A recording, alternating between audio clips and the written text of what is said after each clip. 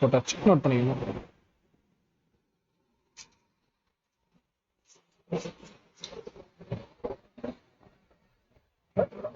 Tendency order of reduction. Reduction reduction.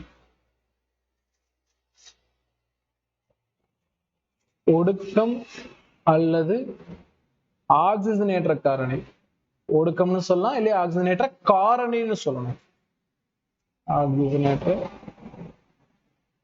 காரணி வரிசை. நமக்கு ரெடக்ஷன் ஆர்டர் கீழே வர வர இன்க்ரீஸ் ஆச்சுன்னா ஆக்சிடேஷன் ஆர்டர் மேல போக போக ஆக்சிடைசிங் ஆர்டர், ஆக்சிடேஷன் ஆர்டர்னு சொல்லலாம், இல்லையா ரெடியூசிங் ஏஜென்ட்னு சொல்லலாம். தெளிவா அந்த வேர்டை நோட் பண்ணி வச்சுக்கோங்க.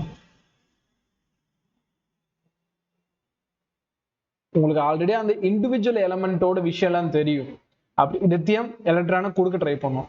ஜிங்க் நான் சொல்லிட்டேன், ஜிங்க் தான் இருக்கிறதுல எலக்ட்ரான் கொடுக்கறது பெஸ்ட் நான் நிறைய டைம் சொல்லியிருக்கேன். அது ஒரு பாயிண்ட். இரும்பு எலக்ட்ரான அதுவும் என்ன பண்ணும், கொடுக்கறது தான் பெஸ்ட். ஸோ அதனால அதோட வேல்யூ எல்லாம் கொடுக்கறது தான் பெஸ்ட் இருக்கிறதுனால வாங்குறதுல மைனஸ். ஹைட்ரஜன் 0.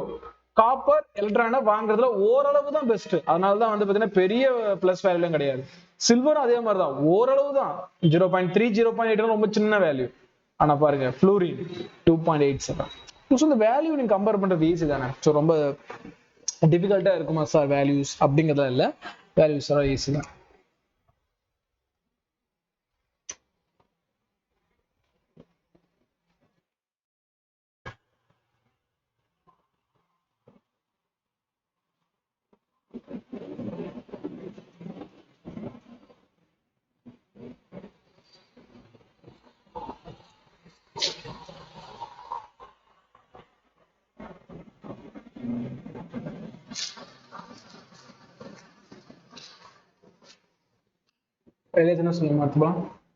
ஸோ இதுதான் நமக்கு ஆர்டர் கம்பேர் பண்றது.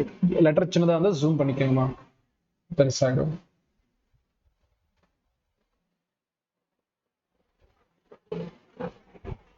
இப்ப நான் உங்களுக்கு ரேண்டமா இந்த வேல்யூஸ் எல்லாம் எஸ்ஆர்பின்னு தரேன்.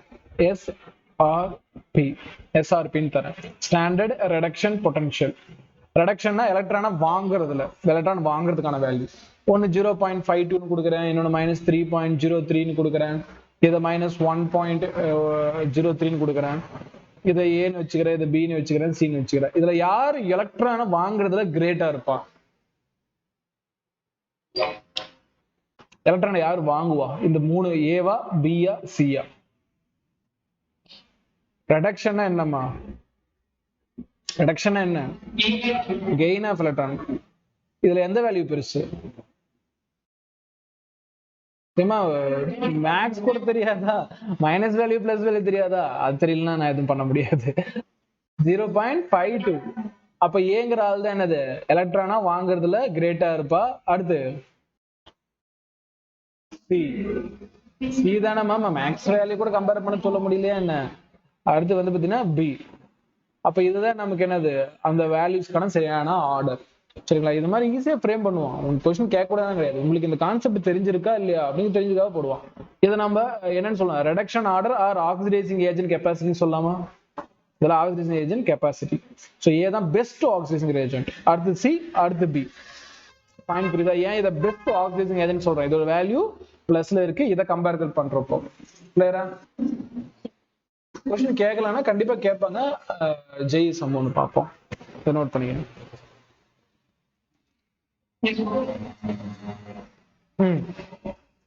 நமக்கு இதுதான் கொடுப்பாங்க, ரெடக்ஷன் பொட்டன்ஷியல் தான் கொடுப்பாங்க.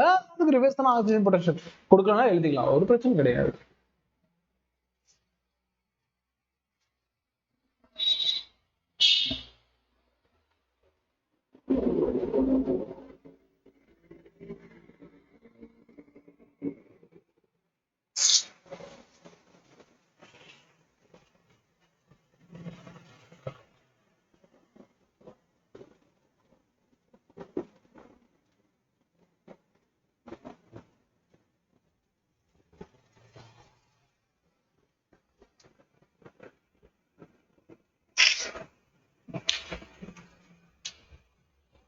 இல்லையா சார்?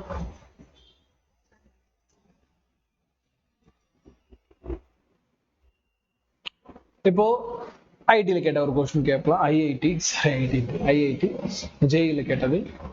ஜேஇ கொஸ்டின் பார்க்கலாம். ஜேஇ கொஸ்டின் எத்தனை பேர் ஆன்சர் பண்றீங்க? ஆன்சர் பண்றதுல ரைட்டா ஆன்சர் பண்ணணும். நோட் பண்ணிக்கோங்க. Find the strongest oxygen agent for following data.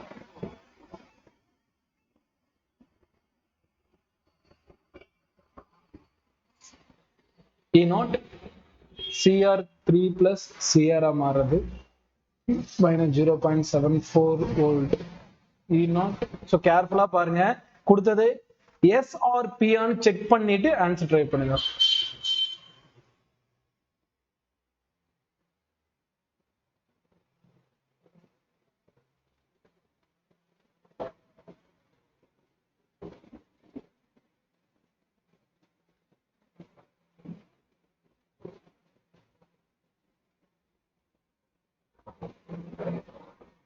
கேட்டது ஆக்சிடைசிங் ஏஜெண்டா இல்ல ரெடியூசிங் ஏஜெண்டா, அதுலயும் கவனம் இருக்கணும். சின்ன தப்பு, ஈஸியான கொஸ்டின் தப்பா கேட்குது, கேர்லெஸ் இருக்கக்கூடாது. தமிழ்ல வலிமையான ஆக்சிஜனேட்டர் காரணி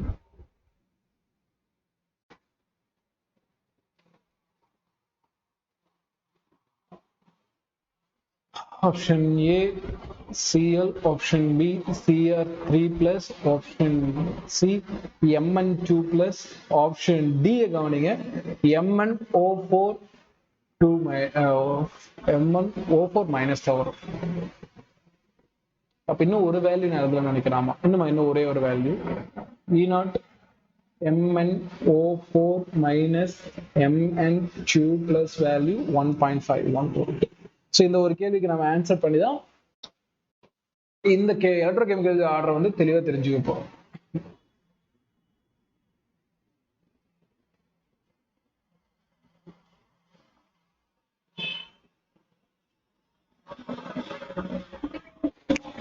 குளோரின், ஓகே குளோரின், ஓகேமா.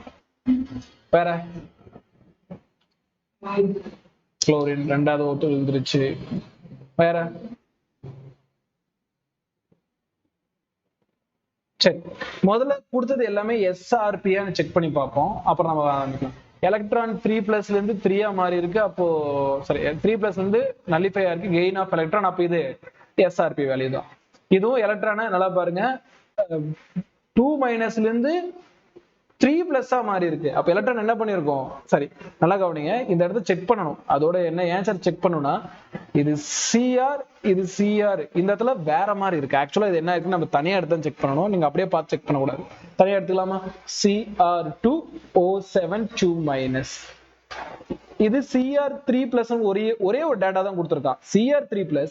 இந்த இடத்துல Cr வேல்யூ மட்டும் தான் பார்க்கணும். சாரி, Cr வேல்யூ தரலையே, கண்டுபிடிக்கலாம். அதுக்கு தான் ஆக்சிடேஷன் நம்பர்ங்கிறத நான் நடத்தியிருப்பேன். ஆக்சிடேஷன் நம்பர்ல எப்படி சார் கண்டுபிடிக்குதுன்னு அந்த யூடியூப் வீடியோ பாருங்கம்மா, அது தெளிவா சொல்லியிருக்கேன். ஏன்னா அதை நம்ம இங்க நடத்த முடியாது. ஜஸ்ட் இதோட நம்பர் எழுதிக்கங்க. இதோட ஆக்சிஜன் ஸ்டேட் கண்டுபிடிக்கணும்னு ஆசைப்படுறீங்க, அதை எக்ஸ்னு வச்சுக்கோங்க. அது பிளஸ், அது இதோட நம்பர் எழுதிக்கங்க. ஆக்சிஜனுக்கு என்ன ஆக்சிஜன் ஸ்டேட்? -2. பவர்ல இருக்கிறத கீழே எழுதிக்கங்க, -2. So 2x minus 14 equal to -2. 2x அந்த பக்கம் போனா +14, +14 ல -2 போயிடுச்சுன்னா +12. அப்ப x ஓட வேல்யூ +6. அப்போ இதோட வேல்யூ என்னமா வந்திருக்கு? +6. +6ல இருந்து 3+ மாறி, அப்ப எலக்ட்ரான் கெயின் தானே இருக்கு,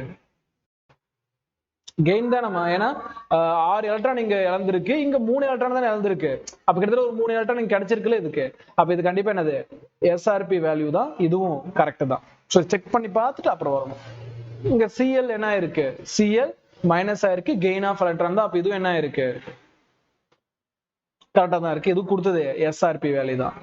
ஃபைனலா இங்கே ஒரு டைம் ரீசெக் பண்ணணும். MnO4- அந்த பக்கம் Mn2+. Mn2+னா இதுல Mn மட்டும் செக் பண்ணி பார்க்கணும். அப்ப என்ன பண்ணிக்கணும்? இதோட நம்பர் எழுதிக்கங்க 1. இதோட ஆக்சிஜன் ஸ்டேட் சொல்லுங்க. ஆக்சிஜன் ஸ்டேட் தெரியல, x பிளஸ் இதோட நம்பர் 4, அதோட oxygen state -2 equal to -1. x -8 equal to -1. அந்த பக்கம் போனா பிளஸ், அப்ப xல வர்றப்ப +8 -1 +7.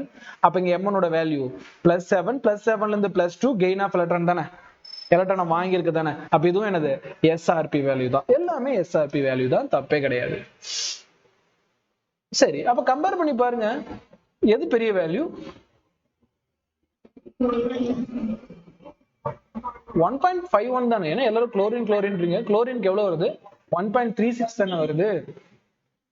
ரிடக்ஷன் பார்க்கல, அந்த லெக்சர்ல முதல்ல கம்ப்ளீட் பண்ணுங்க, அதுல நான் தெளிவா சொல்லியிருப்பேன் ஏன் வந்து எது ரிடக்ஷன், எது கெயின் ஆஃப் எலக்ட்ரான், எது லாஸ் ஆஃப் எலக்ட்ரான், இதெல்லாம் எப்படி போறது தெளிவா நடத்திருப்பேன், பொறுமையா நடத்திருப்பேன், அதெல்லாம் பாத்துருங்க. சரி, இப்போ இங்க இந்த டாபிக் வருவோம். சரிங்க சார், இப்போ -1.36 இங்க 1.51 வோல்ட் வந்திருக்கு, நீங்க ஆன்சர் எது சூஸ் பண்ணணும்னா அடடா Mn 2+ கொடுத்துட்டான், Mn O4 2- கொடுத்துட்டான். இப்ப நான் எதை ஆன்சரை சூஸ் பண்ண Cl கிடையாது, Cr3+ கிடையாதுங்கிறத நான் கண்டுபிடிச்சிட்டேன். இதுல இருக்கிற ரெண்டுமே ஆன்சரா பண்ணிருக்கேன், நான் எதை சூஸ் பண்ணட்டும், எது Mn இதுல இருக்கு, Mn O4 2- இருக்கு. கேள்வி நல்லா கவனிப்போம், என்ன கேள்வி, ஆக்சிடைசிங் ஏஜென்ட். அப்ப ஆக்சிடைசிங் ஏஜென்ட்னா ரிடக்ஷன், ரிடக்ஷன்னா கெயின் ஆஃப் எலக்ட்ரான்.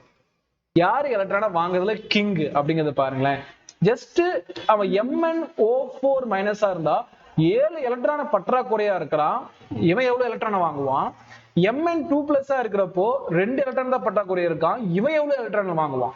கம்பேர் பண்ணி பாருங்கம்மா, யார் எலக்ட்ரான் அதிகமா வாங்குவான். MnO4- ஃபார்ம்ல இதெல்லாம் என்ன பண்ணும், ஒரு 5 எலக்ட்ரானை வாங்கினாலே அட்லீஸ்ட் என்னவா மாறும், Mn2+ மாறும். சோ 5 எலக்ட்ரானை வாங்குறதுல யாரு கிங், MnO4-. Mn2+ கம்பேர் பண்றப்போ அதிக எலக்ட்ரானை வாங்கக்கூடிய கெப்பாசிட்டி Mn எதுல இருக்கு, MnO4-.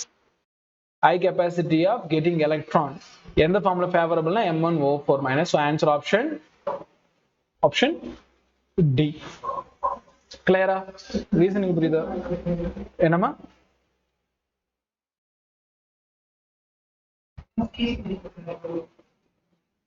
புரியல, மறுபடியும் சொல்லுங்க.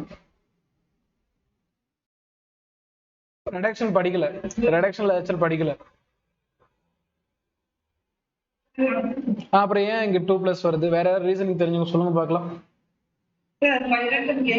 அப்புறம் என்ன, நீங்க என்ன கேட்டீங்க, என்னமா கேட்டீங்க, ஏன் 2+ வருதுன்னா கேட்டீங்க, ஏன் 5 எலக்ட்ரான் கேட்டீங்களா.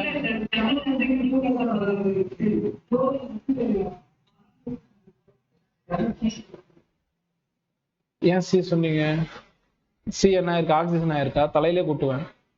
Cl என்ன இருக்கு, ரிடக்ஷன். அப்புறம் என்ன கொஸ்டின் கேட்டது, என்ன ஆக்சிடைசிங் ஏஜென்ட். ஓ இங்க குழம்பிட்டீங்களா, வெரி குட். ஆக்சிடைசிங் ஏஜென்ட்னா என்னது, ரிடக்ஷன் தானே. ரிடக்ஷன் ஈவன் பண்ணக்கூடியவங்களா ஆக்சிடைசிங் ஏஜென்ட் சொல்லுவாங்க. ஆக்சிஜனேட்டர் காரனா தமிழ், அதுக்கு யார் ஆக்சிடென்ட் காரணம் சொல்லுவாங்க, ஒடுக்கத்துக்கு உள்ளாகப்படக்கூடியவங்க. ஒடுக்கம்னா எலக்ட்ரானா வாங்கக்கூடியவங்க, இதுல எல்லாமே எலக்ட்ரானா வாங்கியிருக்காங்க. நீங்க கம்பேர் பண்ணி பார்த்தீங்கன்னா எல்லாருமே எலக்ட்ரானா வாங்கியிருக்காங்க. அதுல MnO4- இன்னும் பெஸ்டா வாங்கும் Mn2+ கம்பேர் பண்றப்போ. நோட் பண்ணிக்கலாம். கிளியரா, கொஸ்டின் எப்படி வரும்னு, எப்படி கம்பேர் பண்ணணும்னு புரியுதா, ரீசனிங் புரியுதா, இதுக்கு அந்த ஆக்சிஜன் நம்பர் போடணுங்கிறது புரியுதா. ஸோ ரெடாக்ஸ் ரியாக்ஷன் பார்த்தா மட்டும்தான் இந்த ஈவெண்ட் புரியும், இல்லைனாலும் இந்த நம்பரை வச்சு காமன் ஆக்சிஜன் நம்பர் எல்லாம் போட்டு நீங்க போட்டுட முடியும். அது நடத்தலாம், பட் நான் அங்கேயே நான் மணிக்கணக்காக சொல்லிட்டேன். அது மாதிரி இங்கே நம்ம சொன்னோம்னா டைம் ஆயிடும் இல்லையா. அது பார்க்கலன்னா என்னோட லிங்க் பாருங்க, நான் உங்க வாட்ஸ்அப்ல ஷேர் பண்ணிருப்பேன், அதை போய் பார்த்துருங்க.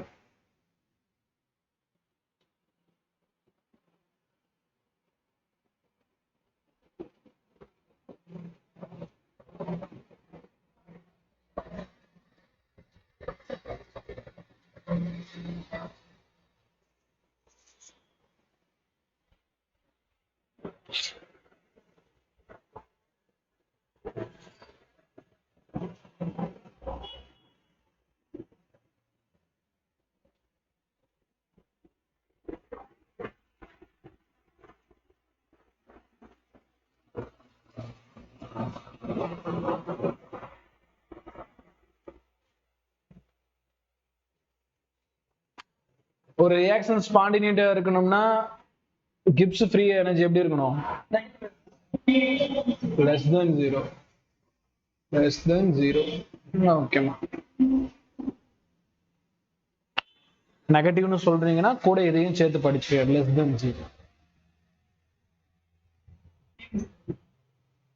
delta G less than 0.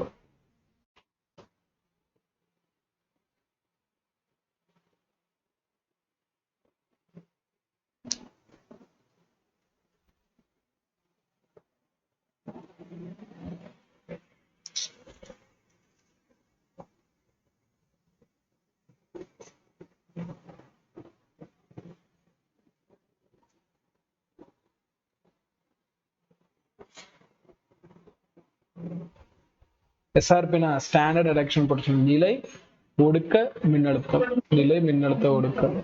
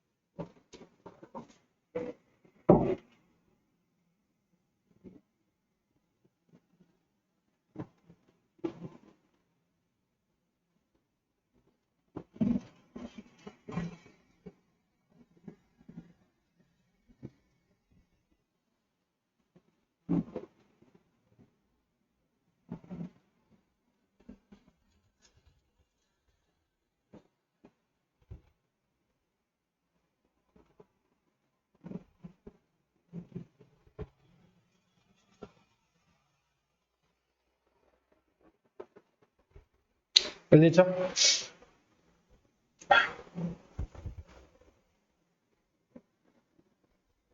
அடுத்து எழுதிங்களா? நெக்ஸ்ட் இந்த டேபிள் இம்பார்ட்டன்ட். இந்த டேபிள நம்ம தெளிவா பார்த்து வச்சுக்கணும், கம்பேர் பண்ணிக்கணும் யாரை விட யாரு பெஸ்ட்னு. நம்ம ஜென்ரலா இங்க இருந்து பார்க்கலாம். ஹைட்ரஜன் நடுவில் இருக்காரு பாருங்க, இங்க ஹைட்ரஜன் இருப்பாரு. இந்த ஹைட்ரஜனுக்கு மேல இருக்கவங்கள இந்த பிளஸ்னும் கீழே இருக்கவங்க மைனஸ் கொடுத்துருக்காங்க. டேபிள் தலைகளா கொடுத்துருக்கான், மற்றபடி ஒண்ணுமே கிடையாது, மற்றபடி ஒண்ணுமே கிடையாது. இந்த டேபிள கவனிச்சு பாருங்க. இருக்கிறதுலயே எலக்ட்ரானை நான் வாங்கவே மாட்டேன்னு அடம்பிடிக்கூடியால் லித்தியம். நான் நிறைய டைம் சொல்லிட்டேன், லித்தியம் தான் இருக்கிறதுல எலக்ட்ரானை வாங்க மாட்டேன் அடம் பிடிக்கிறாள். இருக்கிறதுல எலக்ட்ரானை வாங்குவேன்னு அடம் பிடிக்கிறாள் ஃப்ளூரின். இதுல இருந்து நமக்கு தெரிஞ்சுக்கலாம் இந்த டேபிள் எதை நமக்கு ரெஃபர் பண்ணுது அப்படின்ட்டு. மற்றபடி அதே தான், என்ன சொல்றது, கீழே வரப்ப வந்து பாத்தீங்கன்னா ரெடியூசிங் ஏஜென்ட், மேல போறப்ப ஆக்சிடைசிங் ஏஜென்ட். மேல போறப்ப ரெடக்ஷன், கீழே வரப்ப ஆக்சிடேஷன், அது ஒன்றும் பிரச்சனை இல்லை. அப்படியே கொஞ்சம் கொஞ்சமா கம்பேர் பண்ணணும். லித்தியத்துக்கு அப்புறம் பொட்டாசியம், லித்தியத்துக்கு அப்புறம் பொட்டாசியம், பொட்டாசியத்துக்கு அப்புறமேட்டுக்கு calcium, sodium, magnesium, aluminium, water, zinc, chromium, iron, nickel, strontium, tin, lead, அப்புறம் ஹைட்ரஜன், சில்வர் பேரைடு, silver chloride, copper 2+, copper plus. இதை கம்பேர் பண்ணி வச்சுக்கோமா. காப்பர் வந்து பாத்தீங்கன்னா எப்பயுமே மேல போக போக எலக்ட்ரானை வாங்குறதுல கெத்து. நல்லா பாருங்க, காப்பர் எப்பயும் 2+ எலக்ட்ரானை வாங்குறத விட 1 எலக்ட்ரான் வாங்குறத ஆசைப்படுவோம். பயன்படுதா இல்லையா? காப்பர் 2 எலக்ட்ரான் வாங்குறத விட எத்தனை எலக்ட்ரான் வாங்க ஆசைப்படுவோம்? 1 எலக்ட்ரான் வாங்கதான் ஆசைப்படுவோம். காப்பர் 2+ இருந்து காப்பரா மாறதை விட காப்பர் பிளஸ் இருந்து காப்பரா மாறது ரொம்ப ஈஸி, 1 எலக்ட்ரான் தானே வாங்கணும். அதனால அப்படியே போனா ஹைட்ரஜன், ஃப்ளூரின், ஹாலஜன் ஃபேமிலி அப்படியே வந்துடும். இங்க பாருங்க Fe3+ இங்க இருக்கான். Fe3+க்கும் இந்த இடத்துல ஒரு கம்பேரிட்டிவ் பார்த்துக்கலாம்.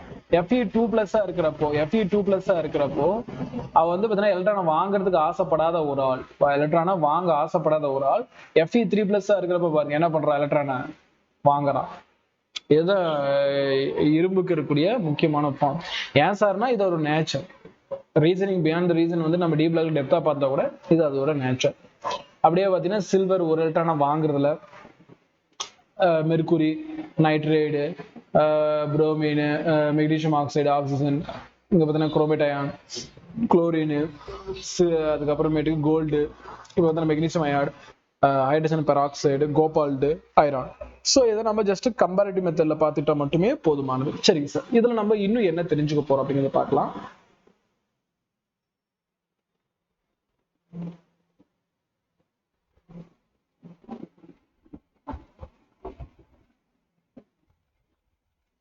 Okay, what do we gonna be see? இப்போ இந்த டேபிள்ல நமக்கு யார் எலக்ட்ரானை வாங்குவாங்க, யார் எலக்ட்ரானை வாங்க மாட்டாங்கிற ஒரு விஷயம் இருக்கும் கம்பேர் பண்ணிக்கிறதுல. இந்த டேபிளை பொறுத்த வரைக்கும் நம்ம இதை வச்சு என்ன தெரிஞ்சுக்க போறோம் அப்படிங்கிறதா ஸ்பாண்டினிட்டி. ஸ்பாண்டினிட்டி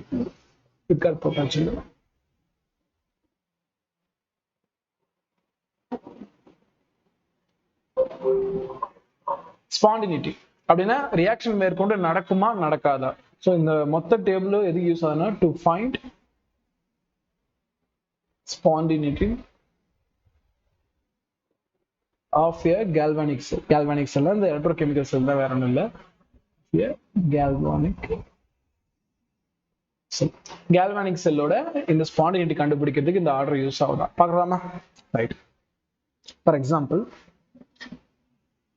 இது எல்லாமே யாருக்கு நான் படிச்சுட்டு இருக்கோம்? Standard reduction potential. ஸோ இந்த பொட்டன்ஷியல் மூலமா நமக்கு என்ன தெரியும்னா எலக்ட்ரான் ரிலீசிங் பத்தி தெரியும். எலக்ட்ரான் ரிலீசிங்னா வேற ஒன்றும் இல்லை, இஎம்எஃப். நிறைய எலக்ட்ரான் இருந்துச்சுன்னா நல்லா இஎம்எஃப் இருக்கும், அதை வேற ஒன்றும் இல்லை. ஸோ இஎம்எஃபோட வேல்யூ பிளஸ்ல இருக்கிற மாதிரி இருக்கணும். அப்பதான் வந்து பாத்தீங்கன்னா எனக்கு அந்த ரியாக்ஷன் நடக்குதுன்னு அர்த்தம். ஏன் சார்னா கவனிங்க, மேல இருக்கிறதெல்லாம் கவனிங்க. மேல இருக்கிறது எல்லாமே எலக்ட்ரானை வாங்கக்கூடிய பிளஸ் வேல்யூஸ். இது வந்து பாத்தீங்கன்னா எலக்ட்ரானை வாங்க மாட்டேன்னு சொல்லக்கூடியது. எலக்ட்ரானை வாங்கினா தான் நான் ரிடக்ஷன் பாயிண்ட் அப்படி சொல்றேன். எலக்ட்ரானை வாங்கினா மட்டும்தான் எனக்கு அந்த ரியாக்ஷன் ரொம்ப யூஸ்ஃபுல்லா இருக்கும், இல்லைன்னா அது ஒரு வேஸ்டான ரியாக்ஷன் தான் நம்ம எப்பயுமே கண்ட்ரோல் பண்ணணும். ரைட், கவனிங்க. ஸோ இஎம்எஃப்னு சொல்லக்கூடிய இந்த விஷயம் நமக்கு எதை ரெஃபர் பண்ணுது அப்படிங்கிறத பார்க்கலாம். இஎம்எஃப்ங்கிறது கிரேட்டர் than 0. 0 விட இந்த வேல்யூ அதிகமா இருந்தா அந்த ரியாக்ஷன் ஸ்பான்டேனியஸ். நம்ம நல்லா பாருங்க, டெல்டா ஜி லெஸ் தென் 0 அதை பத்தி நாங்க பேசவே கிடையாது. ஏன்னா எனர்ஜியை பத்தி கொண்டே வரல, அவன் உள்ள கொண்டு வராது. ஜஸ்ட் எலக்ட்ரோ மோட்டிவ் ஃபோர்ஸ், மின்னியக்கு விசையை பத்தி மட்டும் பேசுறேன். மின்னியக்கு விசை பாசிட்டிவ் வேல்யூல கண்டிப்பா இருக்கணும், இந்த வேலையை எப்பயுமே மறந்துடாதீங்க. எப்பயுமே E0 செல்லுக்கு நம்ம ஜென்ரலா யூஸ் பண்றக்கூடிய formula E0 cathode minus E0 anode. இதுல வந்து பாத்தீங்கன்னா நல்லா கவனிங்க, யாரோட வேல்யூ இருந்தா ஓவரால் வேல்யூ பிளஸ்ல வரும். கேத்தோடோட பொட்டன்ஷியல் வேல்யூ நிறைய இருக்கணும். கேத்தோட பொட்டன்ஷியல், கேத்தோட நம்ம கெயின் ஆஃப் எலக்ட்ரானா, அதான ரிடக்ஷன். ஆனோட்னா லாஸ் ஆஃப் எலக்ட்ரான், கேத்தோட்னா கெயின் ஆஃப் எலக்ட்ரான். அதனாலதான் நம்ம எக்ஸ்ட்ரா என்ன பண்ணிட்டு இருக்கோம், கெயின் ஆஃப் எலக்ட்ரான் பார்த்துட்டு இருக்கோம். கெயின் ஆஃப் எலக்ட்ரான் எதுல நல்லா இருக்கும், பிளஸ் வேல்யூ தானே. பிளஸ் வேல்யூ தானே கெயின் ஆஃப் எலக்ட்ரான் நல்லா இருக்கும். ஸோ ஓவரால் ரியாக்ஷன் நல்லா இருக்குன்னா கேத்தோட் நல்லா இருக்கணும், கேத்தோட் நல்லா இருக்குன்னா எலக்ட்ரானை கெயின் பண்றது. அப்போ ஓவரால் ஆனோட பொட்டன்ஷியலை கம்பேர் பண்ற விட கேத்தோட பொட்டன்ஷியல் எப்படி இருக்கணும், ஹெவியா இருக்கணும். அப்ப அந்த ரியாக்ஷன் என்னது, தன்னை போல நடக்கும், ஃபெசிபிளா இருக்கும். பாயிண்ட் புரியுதா இல்லையா? ஸ்பான்டேனியஸ், தன்னிச்சா அதுக்குள்ள நடந்துட்டே இருக்கும். சரிங்க சார், இதெல்லாம் எனக்கு புரிஞ்சு போச்சு. ஏதாவது ஒரு எக்ஸாம்பிள் சொல்லுங்க அப்படின்னா, இப்ப நான் ஒரு ரெண்டு ராட் இருக்கு, இது ஆனோட் ராட், இது கேத்தோட் ராட், எல்லாம் தெரியும். ஆனோட் ராட்ல நான் காப்பரும் கேத்தோட் ராட்லயும் ஜிங்கு நான் எடுத்தேன்னா இந்த ரியாக்ஷன் நடக்குமா நடக்காதா அப்படிங்கிற விஷயத்த சொல்லக்கூடியதை நம்ம பார்க்க போறோம். காப்பரையும் ஜிங்கையும் கம்பேர் பண்ண போறோம். Let's go. நமக்கு ரியாக்ஷன் படி பாருங்க, அந்த ரியாக்ஷன் ஆர்டர்ல நல்லா பார்த்தீங்கன்னா தெரியும், காப்பர் கீழே இருப்பான், சொல்ல போனா சாரி, காப்பர் எங்க இருப்பான், மேல இருப்பான், ஜிங்கு கீழே இருப்பான். இப்பதான் நடத்தினேன் காப்பர் 2+ காப்பர் நடத்தின. சரி, காப்பர் வந்து பாத்தீங்கன்னா இந்த இடத்துல என்ன வேல்யூ, நெகட்டிவ் வேல்யூல வரும். காப்பர் 2+ காப்பர் எதுவா இருந்தாலும் என்ன பிளஸ் தான், பாசிட்டிவ் வேல்யூ. அப்போ காப்பர் பாசிட்டிவ் வேல்யூல இருந்தா இது என்னவா இருந்தா நல்லா இருக்கும், கேத்தோடா இருக்கும் தான் நல்லா இருக்கும். இது ஆனோடா இருந்தா நல்லா இருக்கும். இங்க என்ன இருக்கு, ஆனோட்ல காப்பரும் கேத்தோட்ல ஜிங்க் இருக்கு. அப்ப இந்த ரியாக்ஷன் நாட் பாசிபிள். பாயிண்ட் புரியுதா இல்லையா? என்னன்னா நீங்க எதை வைக்கணும் அப்படிங்கிறது இதுதான் சொல்லுது. ஸோ பாசிட்டிவ் வேலையில கேத்தோட இருந்தா பெட்டர். பட் ஆனா அப்படி இருக்கானா, இங்க கேத்தோட்ல யார் இருக்கா, அது கீழே கூடிய ஜிங்க் இருக்கு. அப்ப இந்த ரியாக்ஷன் ஃபெசிபிள் ஆனா ஃபெசிபிள் கிடையாது, நாட் பாசிபிள். அப்ப இது எப்ப பாசிபிள் ஆகுமா, ஆனோட்ல காப்பரையும் நான் சொல்லிட்டேன்னா அது எதை சொல்லிட்டேன், ஆனோட்ல ஜிங்கையும் கேத்தோட்ல காப்பரையும் வச்சா மட்டும்தான் இது நடக்கும். இல்லையா, காப்பர்ல இருந்து காப்பர் ஆனோடாவும் ஜிங்க கேத்தோட வச்சா இந்த விஷயம் நடக்காது. புரியுதா? எலக்ட்ரோகெமிக்கல் சீரிஸ் எதுக்கு யூஸ் ஆகுதுன்னு பாயிண்ட் புரியுதா இல்லையாமா? ரைட். அப்படின்னா இந்த ரியாக்ஷனை இந்த டேபிள வச்சு கம்பேர் பண்ணி நீங்களே சொல்லுங்க பார்ப்போம். நான் ஆனோடு போர்ஷன்ல ஜிங்கையும் கேத்தோடு போர்ஷன்ல ஐரானையும் எடுத்தனா இந்த ரியாக்ஷன் ரிடாக்ஸ் ரியாக்ஷன் இன்வால்வ் ஆகி எனக்கு ஓவரால் செல் வந்து பாத்தீங்கன்னா பூஸ்ட் ஆகுமா ஆகாதா? அதாவது ரியாக்ஷன் நடக்குமா நடக்காதா? நடக்கும். எப்படி சொல்றீங்க? ஜிங்க கம்பேர் பண்றப்போ எங்க ஜிங்க் இருக்கு? இந்த இடத்துல ஜிங்க் இருக்கு. ஜிங்க கம்பேர் பண்றப்போ இரும்போட வேல்யூ மேலதான் இருக்கு. அப்ப இரும்போட வேல்யூ மேல இருந்தா இவனுக்கு எதுல இருந்தா நல்லா இருக்கும்? கேத்தோட்ல இருந்தா நல்லா இருக்கும். கீழே இருக்கவன் ஆனோட்ல இருந்தா நல்லா இருக்கும். இதான் ரொம்ப சிம்பிள். மேல கூடிய கேத்தோட்லயும் கீழே கூடிய ஆனோட்லயும். கரெக்டா இருக்கா? கரெக்டா இருக்கு. அப்ப இந்த ரியாக்ஷன் என்னது? பாசிபிலிட்டிஸ் இருக்கு. பாயிண்ட் புரியுதா இல்லையா? சோ இதுக்குதான் இந்த டேபிள் யூஸ் ஆகுது. மற்றபடி இந்த வேல்யூஸ் எல்லாம் மெமரி பண்ண தேவையில்ல. ஜஸ்ட் கம்பேர் பண்றதுக்காக மட்டும் தான் நம்ம இதை பயன்படுத்திக்க போறோம். ஜஸ்ட் கம்பேர் பண்றதுக்காக மட்டும் தான் பயன்படுத்திக்க போறோம். ஜஸ்ட் இந்த வேல்யூஸ் மட்டும் நோட் பண்ணிக்கங்கம்மா. தெளிவா நோட் பண்ணிக்கங்க. மேல இருக்கவன் கேத்தோட இருக்கணும், கீழே இருக்கவன் ஆனோட இருக்கணும். ஃபார் எக்ஸாம்பிள் லெட் இருக்கு, காப்பர் இருக்கு. எதை ஆனோட எதை கேத்தோட? மேல இருக்கவன் கேத்தோட யூஸ் பண்ணுங்க, லெட் ஆனோட யூஸ் பண்ணுங்க. பாயிண்ட் புரியுதா இல்லையா? அதுக்கான ரீசனிங்ல தெளிவா சொல்லிட்டேன். கேத்தோடுங்கிறது ரிடக்ஷன் ஈவெண்ட் நடக்கூடிய ஒரு இடம். ரிடக்ஷன் ஈவெண்ட்டுக்கு பிளஸ் வேல்யூ தான், அதாவது மேல கூடிய வேல்யூ தான் கரெக்டா இருக்கும், கீழே வேல்யூ ஆனோட இருக்கும். இதுலயே நீங்க கம்பேர் பண்ணலாம். மெக்னீசியத்தையும் ஜிங்கையும் எடுத்தா இப்ப ஜிங்க் எதுவா என்னவா இருக்கணும்? கேத்தோட இருக்கணும். மெக்னீசியம் ஆனோட இருக்கணும். சிம்பிள் தானே? மேல இருக்கும் கேத்தோடு, கீழே இருக்கும் ஆனோட. அவ்வளவுதான். ரைட், இதை நோட் பண்ணிக்கமா. ஸோ இதுக்குதான் எலக்ட்ரோகெமிக்கல் சீரிஸ் எக்ஸாக்ட்லா யூஸ் ஆகுது. வினை நடைபெறுமா நடைபெறாதா எழுதிக்கமா. கால்வானிக் மின்கலத்தின் ஹெட்டிங் தமிழ்ல கால்வானிக் மின்கலத்தின்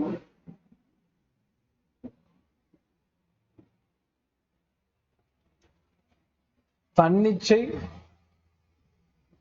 வினையை கண்டறிய உதவுகிறது.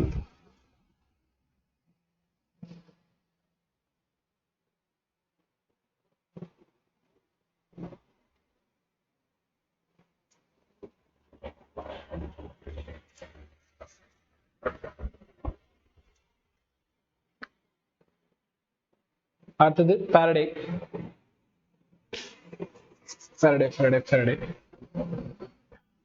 அங்கேயும் ஃபாரடே வருவாரு, இங்கேயும் ஃபாரடே வருவாரு.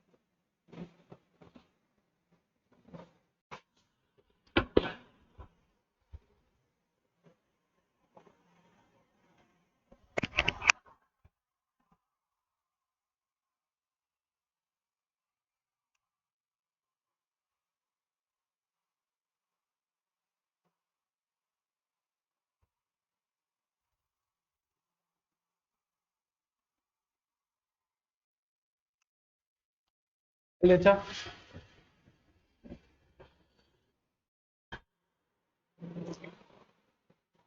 இப்ப இந்த ஆர்டரை பொறுமையா நோட் பண்ணிக்கோங்க.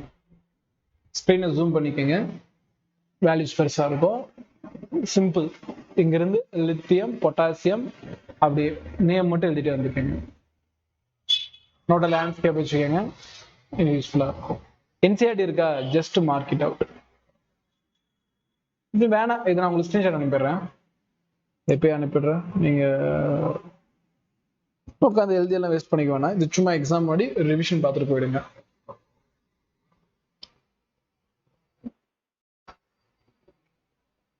என்சிஆர்டி பேஜ் தான். என்சிஆர்டி இருந்தா பிரச்சனை இல்லை.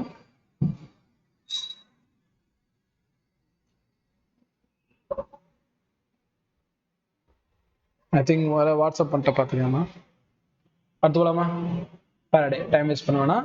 நெக்ஸ்ட் வரக்கூடியது ஃபாரடே எல்லாம்.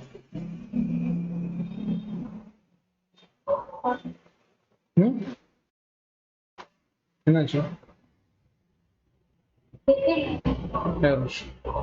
இருக்கான்னு பார்த்தேன். மோலா கான்செப்ட் இருக்கு. எழுதிங்க Faraday's law.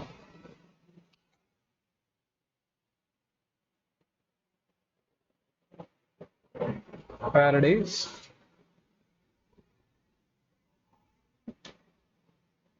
law of electrolysis. எப்படி எழுதுவா? law of electrolysis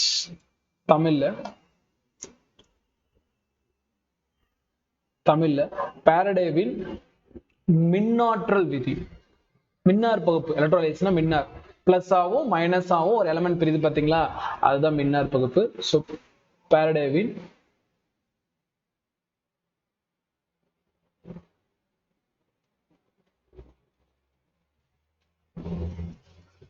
மின்னார் பகுத்தல்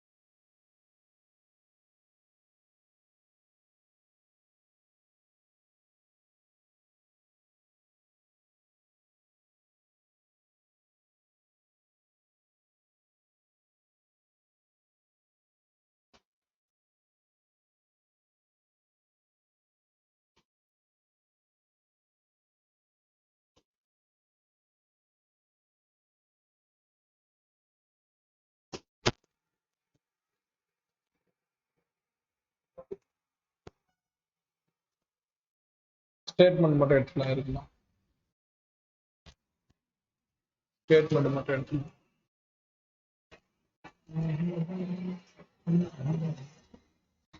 ஸ்டேட்மெண்ட் இல்ல,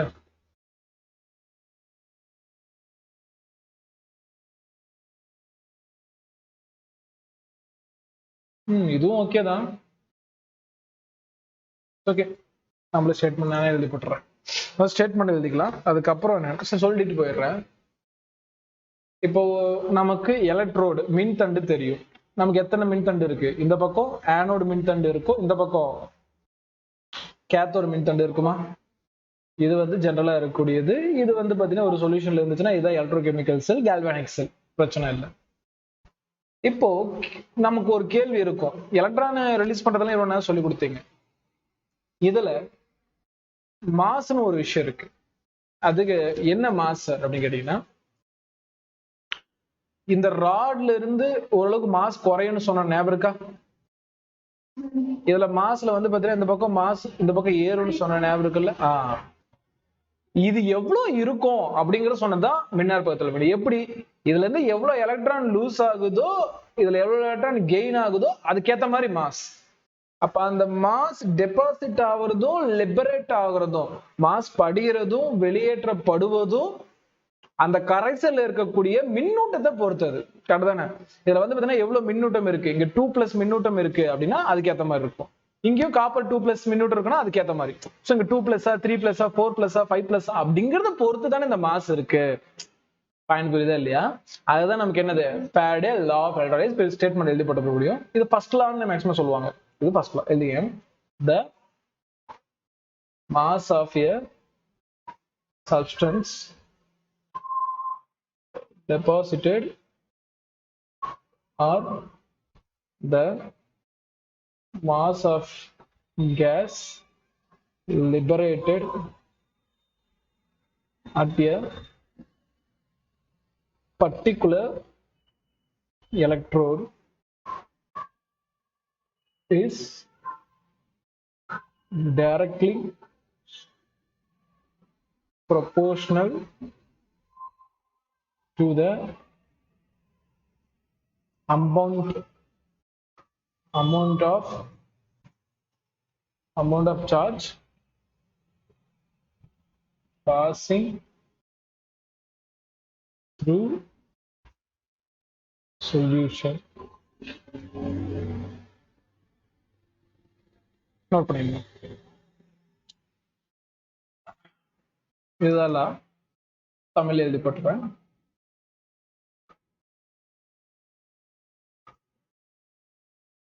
குறிப்பிட்ட லா எழுதிட்டு உங்களுக்கு என்ன புரியுது நீங்களே படிச்சு பாருங்க பார்க்கலாம். குறிப்பிட்ட மின்தண்டில் நீங்க மேக்ஸிமம் முடிஞ்சிடும் நினைக்கிற லெசன் பார்க்கலாம். குறிப்பிட்ட மின்தண்டில் படியும் அல்லது இழக்கும்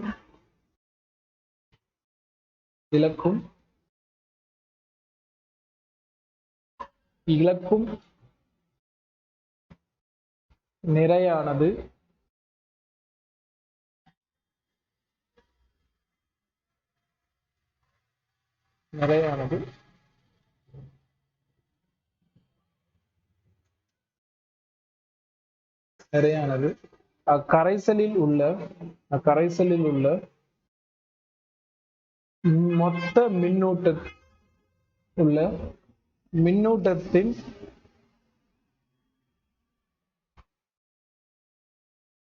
அளவினை பொறுத்தது. நோட் பண்ணிக்கமா, இம்பார்ட்டன்ட்.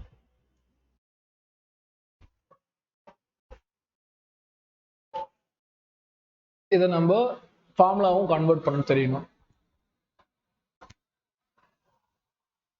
ஃபர்ஸ்ட் நோட் பண்ணிங்க.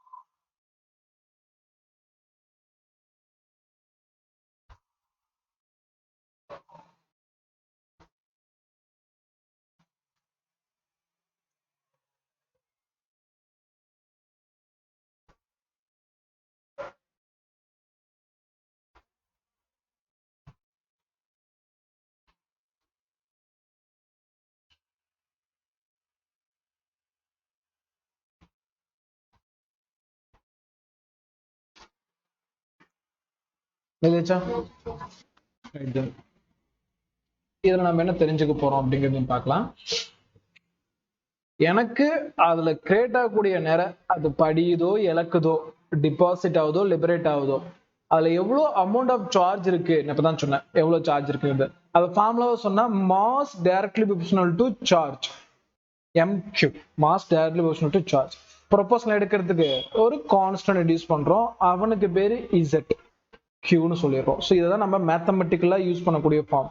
சார் இசட்டுக்கு பேர் என்ன? நமக்கு எல்லாருக்குமே தெரியும் ECG. ECGனா electro cardiogram.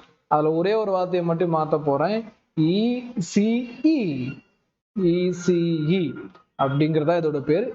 எலக்ட்ரோகார்டியோகிராம் கிடையாது. Electrochemical equivalent. Electro, C for chemical equivalent.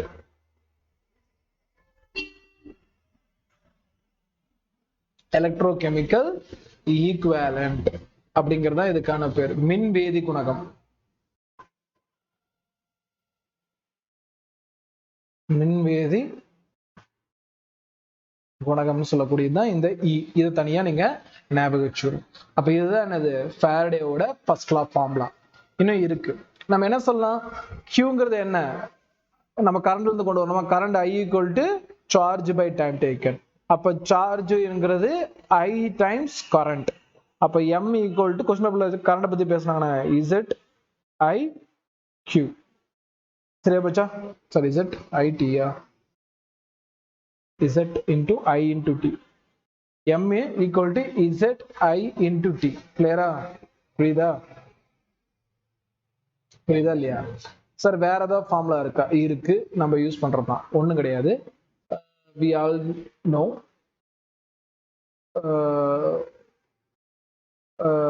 potential electric field E equal to F by Q. அப்ப Q equal to F by E. M equal to Z into Q. அப்ப Qங்கிற இடத்துல F by E use பண்ணலாமா? அப்ப உங்களுக்கு இது ஒரு ஃபார்மேட்டா வேணும்னா Z மட்டும் ஒரு பக்கம் வச்சுக்கோங்க. இந்த பக்கம் வந்த E by F into M. Formula புரியுதா? ஓகேங்களா? மேக்ஸிமம் வந்து பாத்தீங்கன்னா இந்த மாஸ் 1 கிலோகிராமா எடுத்துக்குவாங்க. மேக்ஸிமம் வந்து பாத்தீங்கன்னா மாஸ் வந்து 1 கிலோகிராமா எடுத்துக்குவாங்க. ஏன்னா நெக்லிஜிபிள்னு சொல்லுவாங்க, ஏன்னா எலக்ட்ரானை பத்தி தானே பேசும். அப்படிங்கிறப்போ இந்த M யூஸ் பண்ணலாம். பட் மேக்ஸிமம் நமக்கு வந்து பாத்தீங்கன்னா இத வேல்யூ 1 கிலோகிராமா எடுத்துட்டு Z equal to E by F அப்படிங்கிற ஒரு யூஸ் பண்ணுவாங்க. நோட் பண்ணுங்க, இதையும் யூஸ் பண்ணுவாங்க, நோட் பண்ணுங்க. இப்போதைக்கு இது வேணாம், இந்த ஃபார்ம் வேணாம், இந்த ஃபார்ம் வேணாம், அப்ப கூட பார்த்துக்கலாம். அந்த ஃபார்ம் அப்புறம் பார்த்துக்கலாம். இல்ல நோட் பண்ணுங்க. ஏன்னா ஏன் நோட் பண்ணுங்கன்னா கவனிங்க, அது நான் பேர் அந்த இடத்துல எழுதிக்கலாம், என்ன பிரச்சனை ஒண்ணும் இல்லை. இந்த எம்ங்கிறது, இந்த M அப்படிங்கிறது 1 mole ஆஃப் எலக்ட்ரான் சொல்லுவாங்க. இருங்க, ஃபோர்ஸ், EMF, ஃபாரடே, இந்த டெரிவேஷன் இல்ல, இந்த டெரிவேஷன் இல்ல, சிம்பிளா எலக்ட்ரிக் ஃபீல்டு ஃபோர்ஸ், அதான் அந்த ஃபார்முலா. அப்படி அதெல்லாம் தப்பே இல்லை. இப்போ நான் எழுதி போட்டதுல தாராளமா நீங்க இப்படியே எழுதிக்கலாம், இது தப்பு இல்லை. பட் நான் சொல்ல வந்த ஒரு ஃபார்முலா எதுனா இது கிடையாது. Z equal to E by F. இதுல Eங்கிறது EMF மா, EMF இது ஃபாரடே. ஸோ இது ஒரு ஃபார்முலா இருக்கு, ஸோ கன்ஃபியூஷன் ஆயிடாதுங்க. இந்த இடத்துல நான் சொல்றது என்னது, எலக்ட்ரிக் ஃபீல்டு. இந்த இடத்துல சொன்னது எலக்ட்ரிக் ஃபீல்டு, இது ஃபோர்ஸ் விசைன்னு சொல்லக்கூடியது, மேல கொஞ்சம் மின்புலம். ஆனா இது Z equal to E by M. ஃபாரடேக்கும் EMF இருக்கக்கூடிய ரேஷியோ Z. ஃபார்முலா புரியுதா? ஸோ ரெண்டும் ஒண்ணு நினைச்சுக்காதீங்க, ரெண்டும் வேற வேற. பட் ஆனால் லெட்டர்ஸ் நமக்கு ஒண்ணுதான், அதான் இஷ்யூ. நோட் பண்ணிக்கலாம்.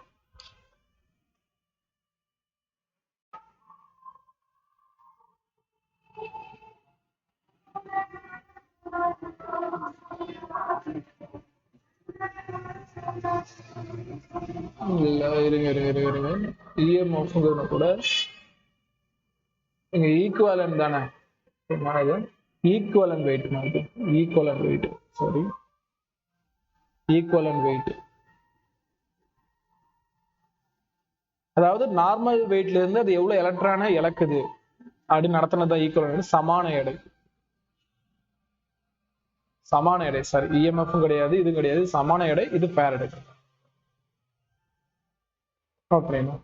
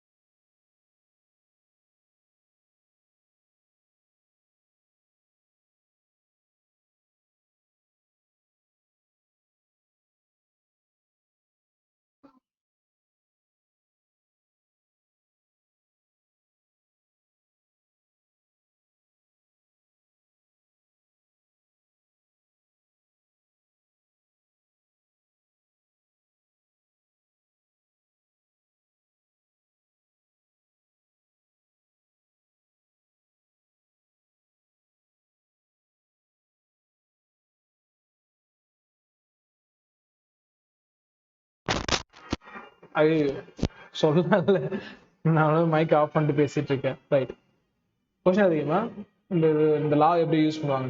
Find amount of copper deposited when deposited வந்திருக்கு, deposited liberated இந்த வார்த்தைலாம் வந்தா ஃபேரடேல தான் அமௌண்ட்னு வருது இல்ல, சோ இதெல்லாம் key. deposited when 5 ampere current is used for 1 hour. செகண்டா மாத்திக்கலாம், பிரச்சனை இல்ல. 1 hour to electrolyze copper sulfate SO4 solution. Copper sulfate solution. Atomic weight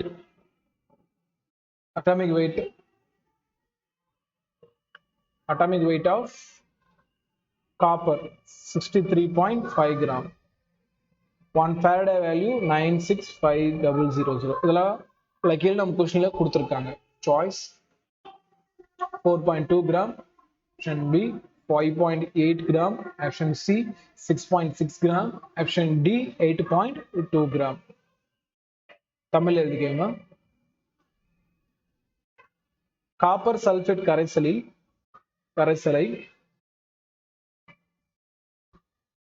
1 மணி நேரத்திற்கு காப்பர் சல்பேட் கரைசலை 1 மணி நேரத்திற்கு மின்னார் பகுக்கும் போது, அதான் மின்னார் பகுத்தல் விதின்னு சொன்னேன். மின்னார் பகுக்கும் போது, அதாவது எலக்ட்ரானை பிரிக்கிறது. மின்னார் பகுக்கும் போது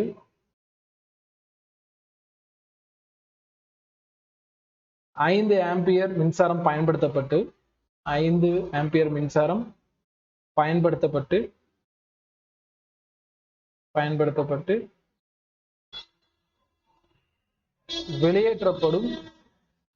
வெளியேற்றப்படும் காப்பர் அளவு சோ கிராம்ல சொல்றோம். பிராக்கெட்ல காப்பர் அணு எடை கொடுத்திருக்கான். அணு எடை 63.5 கிராம். சோ ஆன்சர் கிராம்ல வர மாதிரி பாத்தீங்க. ஒரு ஃபேரடேங்கிறது 9600 கூலும் அப்படின்னு எடுத்துக்கிறேன். ட்ரை பண்ணுங்க பார்க்கலாம். எல்லா டீடைலும் மட்டும் இருக்கு. ஈக்குவலான வெயிட் நீங்க தான் கண்டுபிடிக்கணும். கரண்ட் இருக்கு, டைமை செகண்ட்ல மாத்துங்க, ஆன்சர் போடுங்க, அவ்வளவுதான். நான் டாடா போறேன், நீங்க ஆன்சர் போட்டுருங்க. கவனிங்கம்மா, கொஸ்டின் எழுதுறது போதும் கவனிங்க. கேள்வியில அமௌண்ட் ஆஃப் காப்பர் எவ்வளவு டிபாசிட் ஆயிருக்கு, எவ்வளவு காப்பர் வந்து பாத்தீங்கன்னா வெளியேற்றப்பட்டிருக்கு, படியப்பட்டிருக்கு, வெளியேற்றப்பட்டிருக்கு, ஏதோ ஒண்ணு டிபாசிட்டடா. அப்ப தமிழ்ல ஏதோ ஒண்ணுதான், படியும் காப்பர் அப்படி நான் சொல்லிட்டேன். இதுல வந்து பாத்தீங்கன்னா நமக்கு ஏகப்பட்ட ஹிண்ட். இது மின்னார் பகுத்தல் விதின்ட்டு வேர்ட்லயே வந்துருச்சு. மின்னார் பார்க்கும் போது ஃபேரடேவோட மின்னார் பகுத்தல் விதி, படியும் விலகும் இழக்கும் இந்த வார்த்தையெல்லாம் இதுக்கு தான் பயன்படுத்துவாங்க. சரிங்க சார், இதெல்லாம் புரியுது அப்படின்னா நெக்ஸ்ட் கவனிங்கம்மா. நமக்கு அளவு தேவை. நமக்கு தேவை மாஸ் ஆஃப் காப்பர் சல்பேட், அதானே? மாஸ் ஆஃப் காப்பர் சல்பேட் அதானே கேட்கறான். அளவுனா என்ன? மாஸோட unit gram. So mass of copper sulphate நமக்கு தெரிஞ்சது Z இன்டூ Q. இங்க சார்ஜ் இல்ல, அதுக்கு பதில் என்ன இருக்கு? கரண்ட் இருக்கு. அப்ப என்ன பண்ணலாம்? Qவை I இன்டூ Tன்னு எழுதிக்கலாமா? எழுதிக்கூடாது. I into T. Z இங்க டைரக்டா Z ஓட வேல்யூ தரல, அது பதில் F ஓட வேல்யூ கொடுத்துருக்கான். அப்படின்னா Z இடத்துல E/F. Eங்கிறது ஈக்குவலன்ட் மாஸ். அப்ப ஈக்குவலன்ட் மாஸ்க்கு formula molar mass divided by X, அப்புறம் 1/F into I into T. இருக்கிற வேலையெல்லாம் போடலாமா? மோலார் மாஸ்னா கொடுத்துட்டான், காப்பரோட அணு எடை தான், அதான மோலார் நிறை. அணு எடை மோலார் எடையெல்லாம் ஒண்ணுதான். அப்போ 63.5 Xன்னு கொடுத்துருக்காங்க. ஜென்ரலா காப்பர் எவ்வளவு எலக்ட்ரானை இழக்கும்? ஜென்ரலா 1 எலக்ட்ரானை இழக்கும், 2 எலக்ட்ரானை இழக்கும், அது விஷயமே கிடையாது. இங்க என்ன ஃபார்மேட்ல இருக்கு?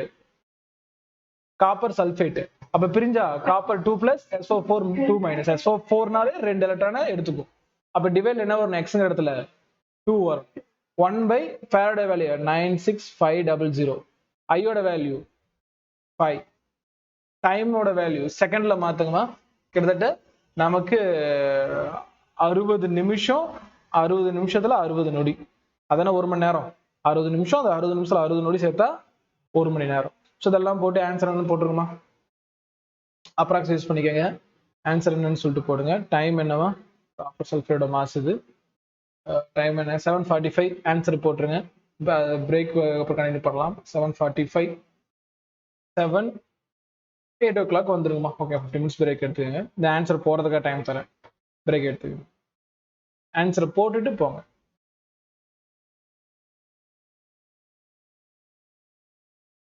செகண்ட் ஆப்ஷனா, வெரி குட். செகண்ட் ஆப்ஷன் தான் கட்டணம் செக் பண்ணிக்கோங்க. 8 PM கண்டினியூ பண்ணலாம். ஓகேம்மா.